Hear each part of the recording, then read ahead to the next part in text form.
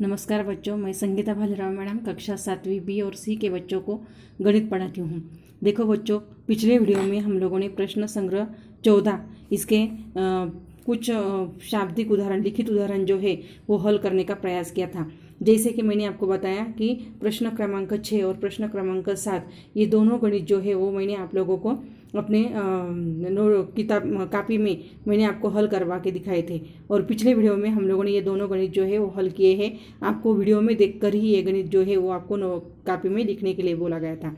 अभी उसके बाद देखो, पांचवा गणित जो है वो मैं आपको आज हल करके बताने वाली हूँ। देखो, पांचवा गणित जो है वो है 348/319, 221/247 और 437/551। इन अपूर्णांकों को संक्षिप्त रूप देना है। मतलब देखो, ये जो तीनों अपूर्णांक है इनको संक्षिप्त रूप देना है। देखो बच्चों, इस तरह करके गणित जो है वो हम लोगों ने पिछले कुछ वीडियो में हल किए हैं, तो उन्हीं का उपयोग करके हम लोगों को ये गणित हल करना है। देखो, ये गणित किस तरह से हल किया जाता है वो अभी मैं आपको हल करके समझाती हूँ। देखो,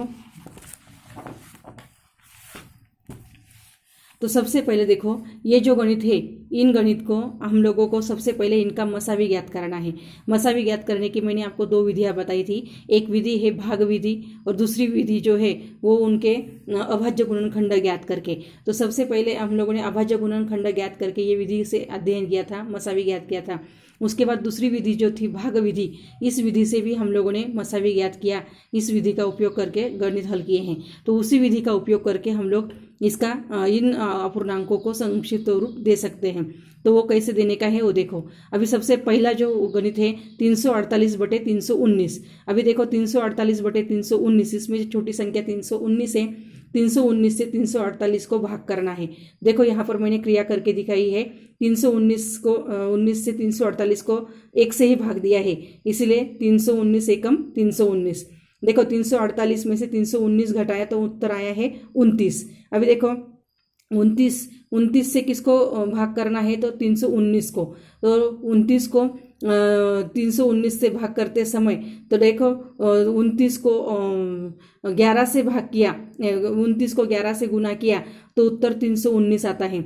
इसका मतलब देखो, 29 को 11 से गुना करने पर ये गुणनफल आता है और फिर उसमें से ये दोनों अगर घटाए तो उत्तर कितना आएगा 0। इसका मतलब देखो, 29 से इस संख्या को भाग करने पर यहाँ पर उत्तर 0 आता है। इसका मतलब इन दोनों संख्याओं का मसावी आता है 29।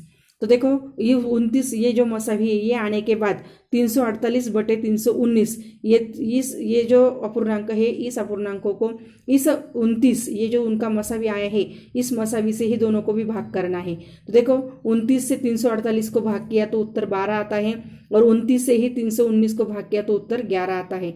तो इसका मतलब देखो, यहाँ पर इन दोनों अपूर्णांकों का ये जो अपूर्णांक है ये इस अपूर्णांक का 12/11 ये हो गया उसका संक्षिप्त रूप। लेकिन संक्षिप्त रूप ज्ञात करने के लिए हमें इस तरह से उसका मसावी ज्ञात करना पड़ेगा। उसके बाद दूसरा है 221/247। इसको भी उसी प्रकार मसावी ज्ञात करना है। यहाँ पर भी छोटी संख्या 221 है, 221 से 247 को भाग करो। देखो, यहाँ पर 247 भागे 221। देखो, 221 एकम 221, एक का भाग दिया है, यहाँ पर 221 आ गए। अब यहाँ पर भी 247 में से 221 घटाए तो उत्तर कितना आता है 26। देखो, 7 में से 1 घटाए तो 6, 4 में से 2 घटाए तो 2 और 2 में से 2 घटाए तो 0। अभी फिर 26 से 221 को भाग करना है। तो देखो, 26 गुना 8 किया, 26 8 221 आते हैं। मतलब 221 से छोटी संख्या हमें यहाँ पर देखनी है। तो 26 गुना 8 किया तो 208 आते हैं। तो 221 में से 208 घटाए तो उत्तर कितना आता है 13। अभी 13 से किसको भाग करना है 26 को। तो देखो, 26 भागे 13, तो इसीलिए 13 के पहाड़े में 26 आते हैं, इसलिए 13 दूना 26। तो यहाँ पर भागफल कितना आया है, शेषफल 0 आया है। इसका मतलब देखो, शेषफल 0 कब आया है तो 13 से भाग करने पर। इसका मतलब इन दोनों संख्याओं का मसावी कितना आया है 13 आया है। तो फिर 13 से ही इस अपूर्णांकों को क्या करेंगे, भाग करेंगे। इसलिए 221 भागे 13 और 247 भागे 13, दोनों को भी 13 से भाग करने पर उत्तर आता है 17/19। मतलब 221 को 13 से भाग करने पर उत्तर आता है 17 और 247 को 13 से भाग करने पर उत्तर आता है 19। इसलिए उसका संक्षिप्त रूप हो गया 17/19। उसी तरह तीसरा गणित है 437/551। अभी यहाँ पर भी छोटी संख्या 437 है, 437 से 551 को भाग किया। फिर पहले मैंने एक का ही भाग दिया, 437 एकम 437, 551 में से 437 घटाए तो उत्तर आता है 114। अभी 114 से 437 को क्या करने का है, भाग करने का है। तो इसीलिए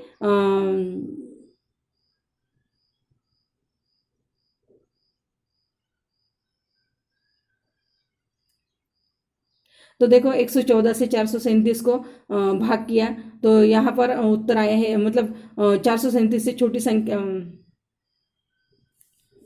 यहाँ पर 8 से भाग गया है तो यहाँ पर उत्तर आता है, सॉरी 8 से नहीं, 3 से यहाँ पर गुना किया है। 114 को 3 से गुना किया तो उत्तर आता है 342। 437 में से ये संख्या छोटी है, इसीलिए उत्तर आया है 95। अभी देखो 95 से इस 114 को क्या करने का है, भाग करने का है। तो देखो 95 से 114 को 1 से भाग किया, इसलिए 95 एकम 95, तो उत्तर आया है 19। जो 114 में से 95 घटाए तो 19 आया।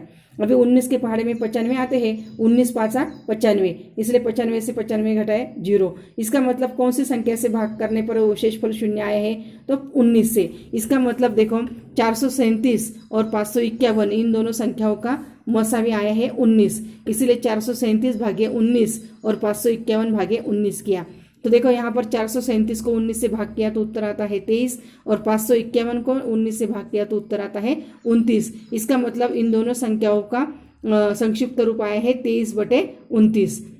तो इस तरह से ही हम लोगों को ये भाग विधि से मसावी ज्ञात करके और वो जो मसावी आएगा उस मसावी से ही अंश और हर ये दोनों को भी क्या करने का है, भाग करने का है, और भाग करने के बाद ही हम लोगों को ये संक्षिप्त रूप जो है वो आ सकता है। तो इस तरह से हम लोगों ने ये कितने प्रश्न क्रमांक 5 जो है वो हल किया है। अभी इसके बाद अगले वीडियो में हम लोग प्रश्न क्रमांक आगे वाला प्रश्न हल करेंगे। धन्यवाद।